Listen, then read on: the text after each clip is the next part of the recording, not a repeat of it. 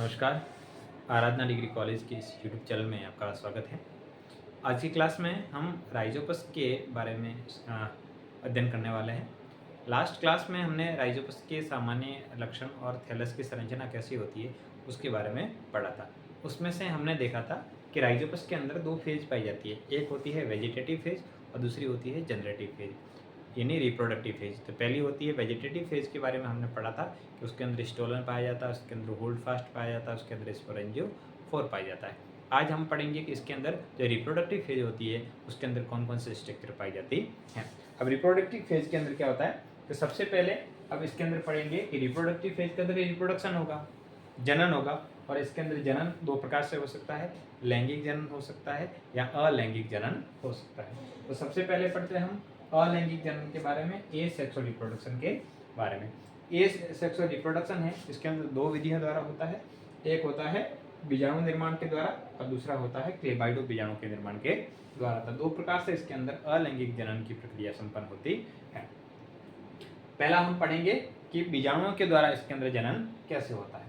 तो कल के स्ट्रक्चर के अंदर हमने बताया था कि इस प्रकार की स्ट्रक्चर होती है, जैसे ये राइजोपस का कोई सेल है और ये क्या करती है, ऊपर की ओर इस प्रकार के स्ट्रक्चर का निर्माण करती है और यहाँ से क्या होता है, कोई भी बीजाणुधानी का निर्माण। तो ये जो संरचना कहलाती है, ये कहलाती है बीजाणुधानीधर।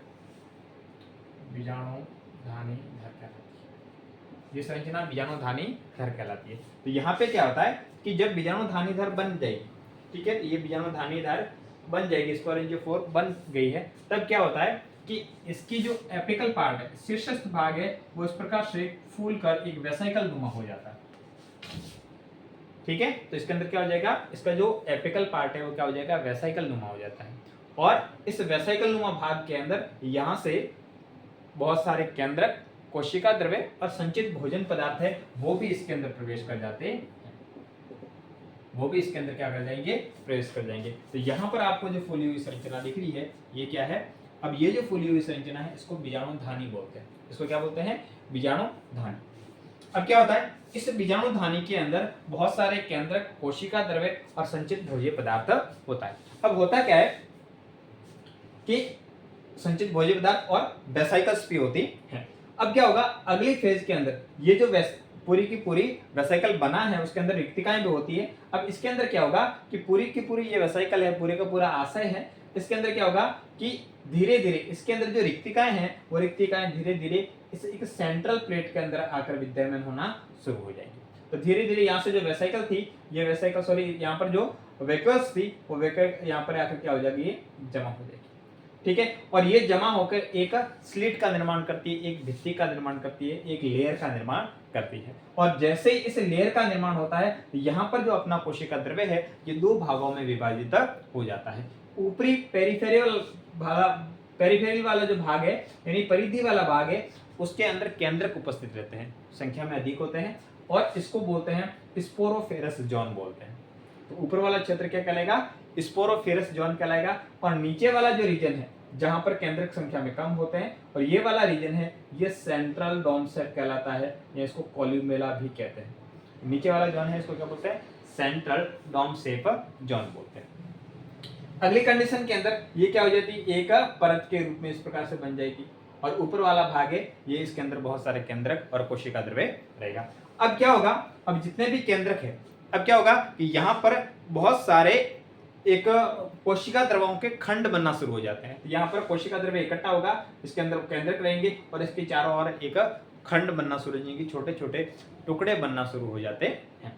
और यही टुकड़े आगे जाके प्रत्येक क्या बनाएगा, एक इस प्रकार से गोल संरचना बना लेगा, भित्ति स्रावित करेगा। तो चारों ओर से क्या बन जाएगी, भित्ति, और उसके अंदर क्या रहेंगे, अनेक केंद्रक रहेंगे और कोशिका द्रव्य बन जाएगा। और ये भित्ति वाली संरचना है, इसको क्या बोलते हैं, इसको स्पोरेंजियोस्पोर बोलेंगे।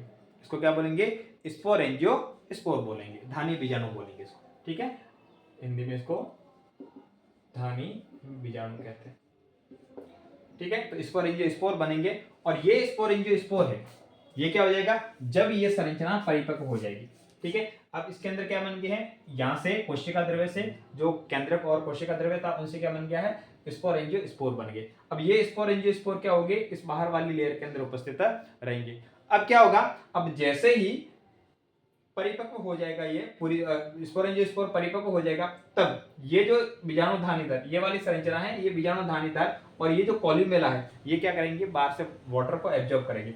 अब जैसे ही वाटर को एब्जॉर्ब करेंगे, ये कॉल्यूमेला क्या लगाएंगे, बाहर की ओर प्रेशर लगाएंगे।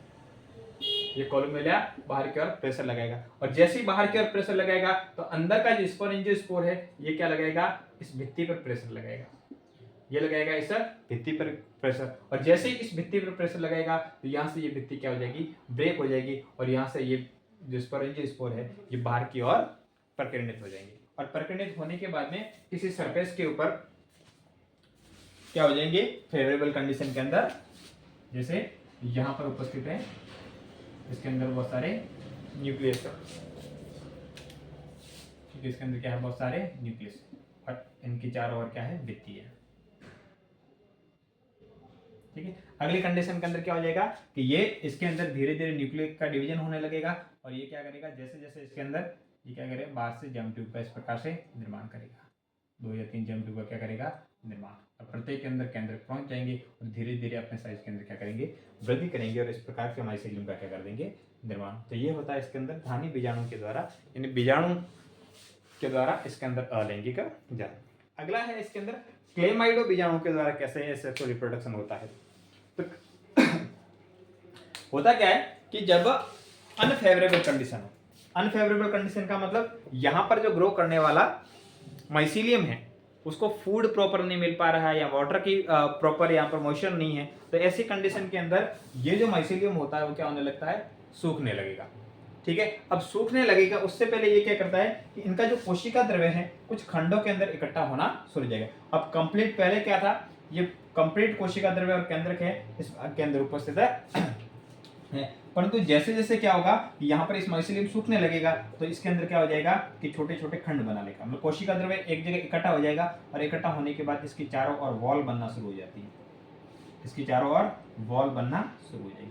अब क्या हो जाएगा, फाइनल स्टेज के अंदर ये बाकी वाला माइसीलियम, बाकी वाला जो हाइफी है वो तो क्या हो जाएगा, यहाँ पर डिग्रेड हो जाएगा।